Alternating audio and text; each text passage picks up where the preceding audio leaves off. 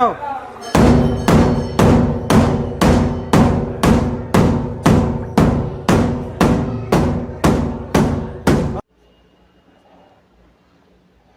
साथियों, कैसे हैं आप लोग।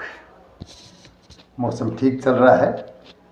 अतिवृष्टि का जो दौर था वो कम हो गया है, धूप निकलने लगी है, तो फसलों के लिए भी ठीक है और स्वास्थ्य के लिए भी सही है। जनजीवन कुछ सामान्य सा हो रहा है। जयपुर में इतनी ज़्यादा बरसात हुई कि रोड में खड्डे हो गए। बढ़िया बढ़िया रोड जो थे वो क्षत विक्षत हो गए। वाहनों का चलना मुश्किल है, पैदल चलना तक मुश्किल है शाम को। तो मैं भी जाता हूँ, घूमने जाता हूँ सुबह, लेकिन इन दिनों बच के रहता हूँ मैं, क्योंकि ट्रैफिक ज़्यादा हो गया। आप लोग भी ध्यान रखिएगा अपने बच्चों का। जब खेत वगैरह पे जा रहे हैं तो ध्यान रखें, मिट्टी को खोखला कर देती है बारिश अंदर ही अंदर, और जब हम कोई वाहन वगैरह लेके जाते हैं तो उसमें धंस जाते हैं। तो ये सावधानी की बात है दोस्तों। और आपका धन्यवाद, हमारे इस YouTube चैनल को मान्यता दी है, और जो पोस्ट आपको ठीक लगी है लाइक कर रहे हैं, सब्सक्राइबर भी बढ़े। लेकिन फिर आपसे वही निवेदन, सब्सक्राइबर अभी कम है और बढ़ाइए, जिससे हम आगे की तरफ बढ़ सकें। प्रेरणा मिलेगी, आप लोगों से प्रेरणा मिलेगी। साथियों, हम धरातल से जुड़ी हुई चीज़ें आपके समक्ष प्रस्तुत कर रहे हैं। जो भूली बिसरी यादें हैं वो आपके ज़हन में वापस तरोताज़ा करते हैं, तो उनमें जो आनंद मिलता है वो कहीं नहीं मिलेगा। आदमी का जो उतार होता है आयु का, वो जाके एक एक बात याद दिला देता है।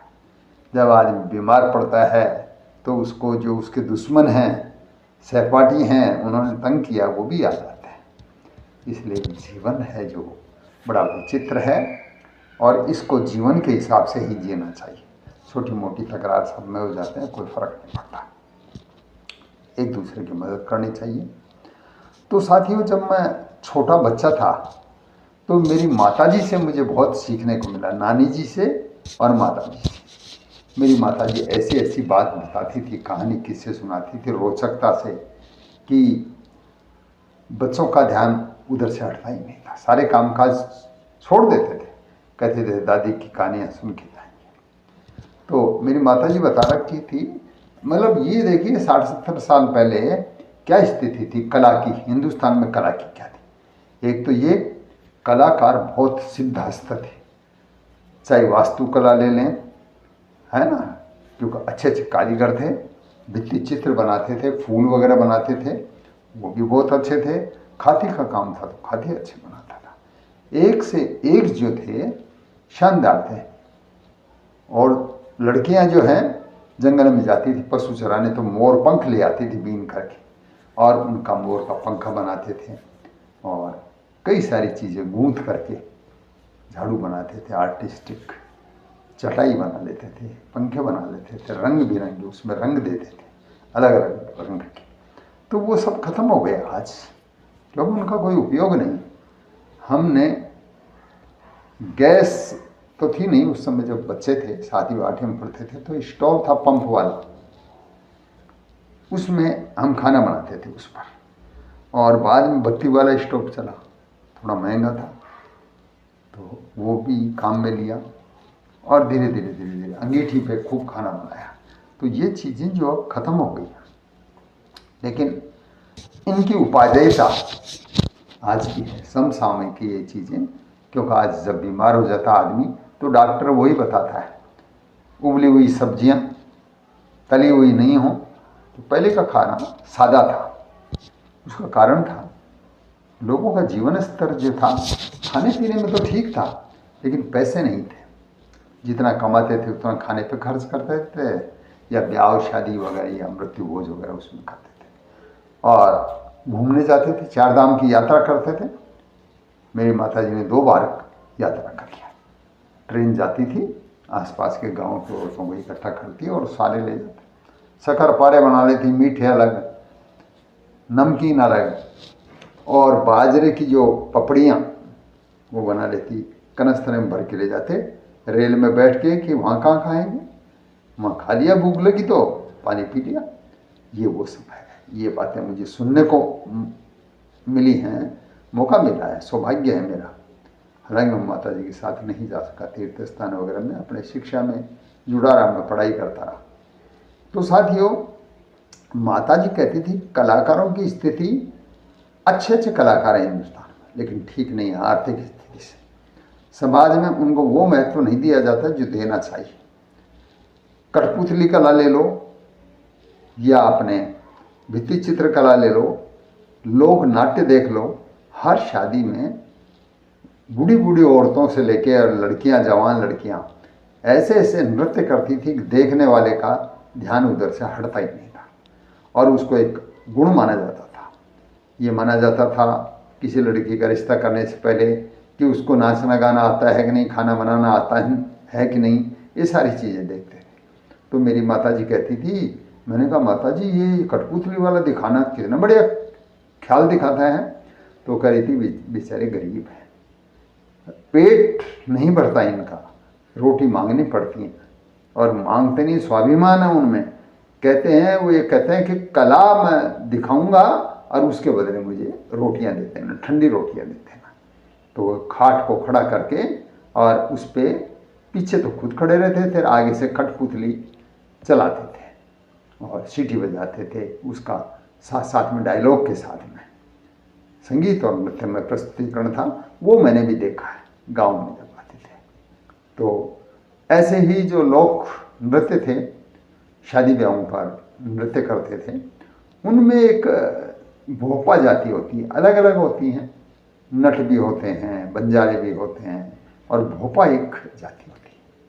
तो उनका है संगीत जीवी जाते हैं, वो अपने बजा करके, रावण हत्ता एक होता सारंगी की तरह, तो उसमें दो ही पात्र होते हैं और ख़ास तौर से पति पत्नी दोनों ही प्रस्तुत करते हैं। आवाज़ इतनी मधुर होती है, सारंगी उस पे रावण हत्ता पे जब भोपा जी अपनी धुन निकालते हैं, उसके बाद में या तो वो शुरू कर देते हैं और बाद में उनकी पत्नी है ना, वो पकड़ लेती है उसको। इतनी मधुर आवाज़, आज भी जो अचंबा है। आज बड़े बड़े कोर्स कर रहे हैं, बड़ी ट्रेनिंग ले रहे हैं, लेकिन वहाँ पे छोटे छोटे बच्चे हैं, उनको भी अपनी कला आती है, तो वो जाते हैं, घर घर जाते हैं, और बेचारे है इतना हो जाए कि हाँ भाई खर्चा चल जाए जैसे कैसे, और वो खुश हैं उसमें।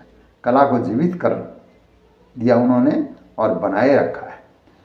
सरकारी प्रयास खूब हुए हैं इनके उत्थान के लिए, लेकिन उसके कई कारण हैं कि उनका लाभ या तो उन तक मिला नहीं, उनको पहुंचा नहीं, और पहुंच गया तो उसका फ़ायदा दूसरे रूप में उठा लिया। हाँ, फ्री में मकान दे दिया, ज़मीन दे दी, बना के दे दिया गवर्नमेंट ने, तो उन्होंने क्या किया, उसको किराए पे चला दिया, और वही भोपा जी अपनी झोपड़ी के अंदर कहीं भी बांध लेते, सड़क के किनारे, किसी के बाड़े में या अहाते में, वो वहीं अपना धंधा पानी शुरू कर रहा है। इस तरह का काम भी होने लग गया।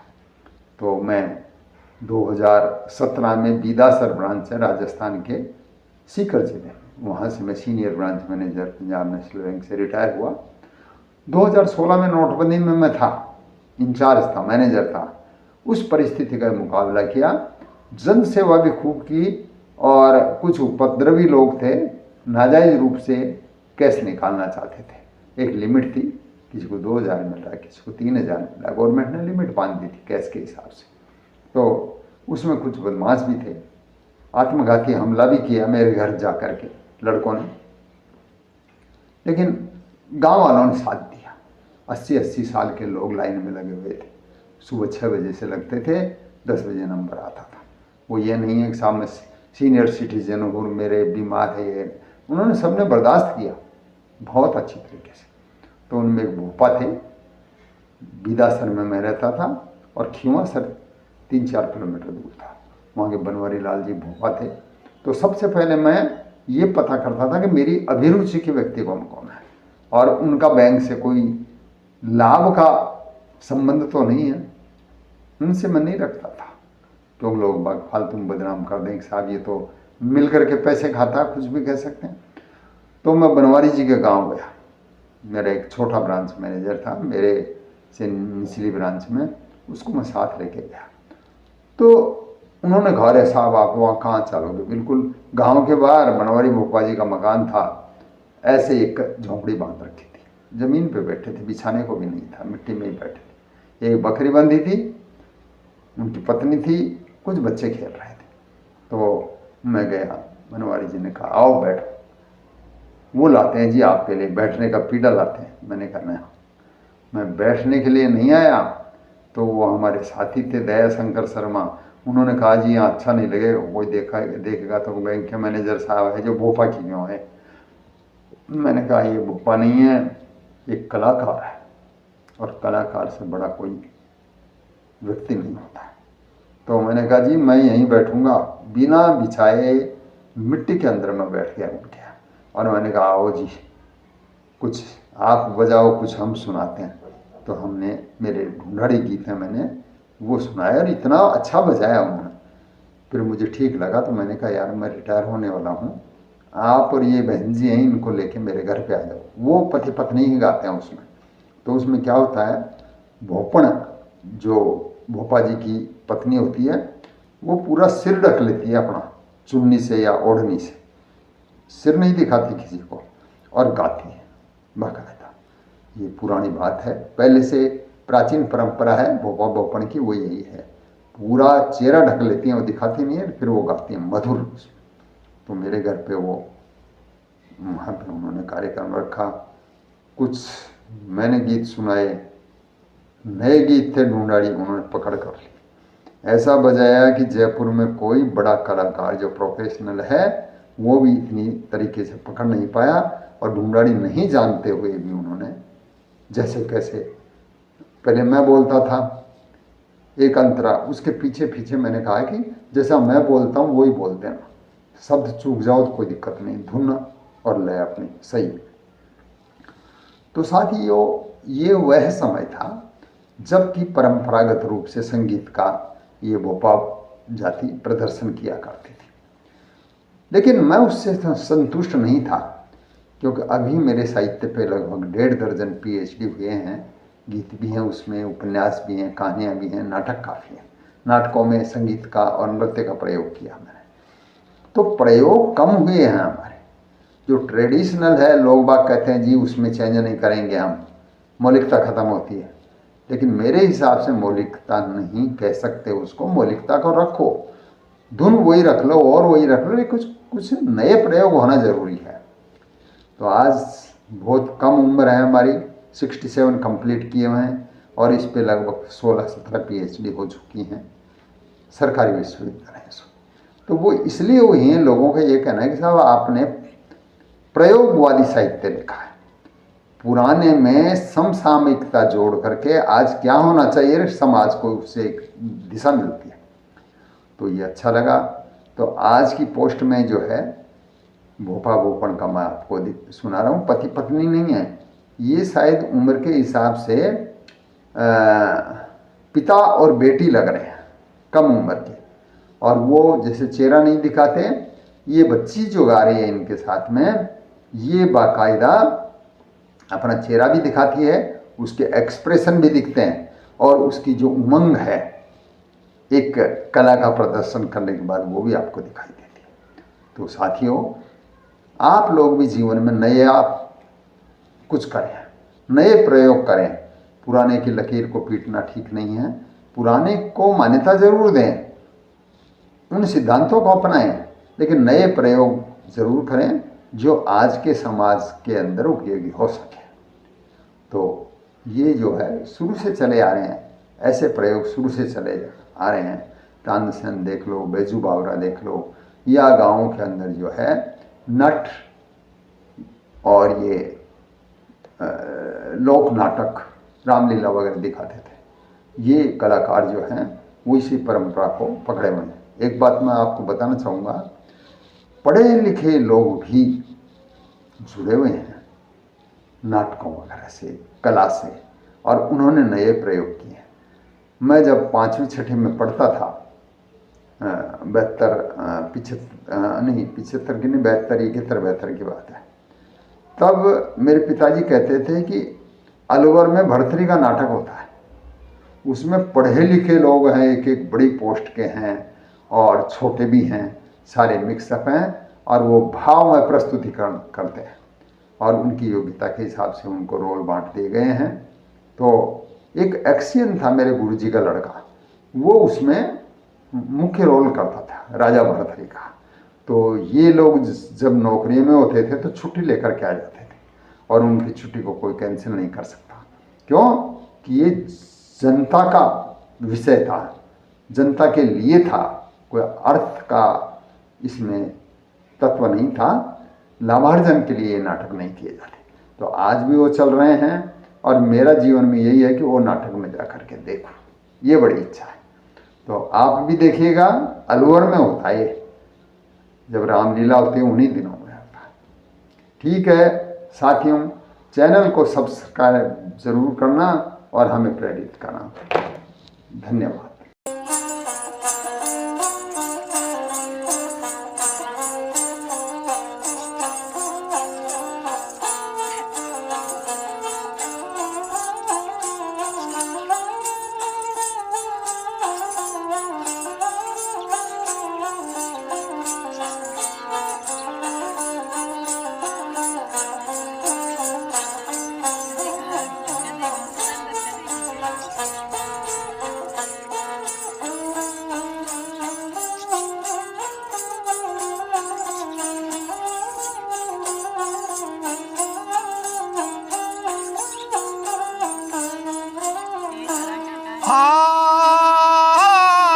हरि हरि ये चूटिया सरले मोवन पे केरिए, सरले मोवन पे केरिए, यावे लोग सही बनिए जासी रे बंदोले जासी। हरि हरि चूटिन सरले मोवन पे केरिए, सरले मोवन पे केरिए, यावे लोग सही बनिए जासी रे बंदोले जासी। हई राम जी रो नाम तू तो बदले मोवन प्यारा रही, बदले मोवन लोभी रही, राम जी को नाम लिया तेरी जासी, मैं तो तेरी जासी।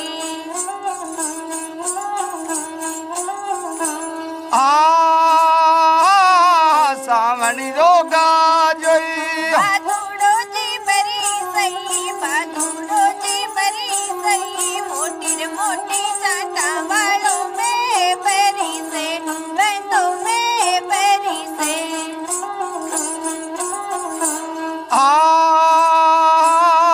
अच्छी अच्छी रे मटिया ने कौन ले कुमार रही, कौन ले कुमार रही, एक दिन मटिया में गली जासी रे बंदो जली जासी।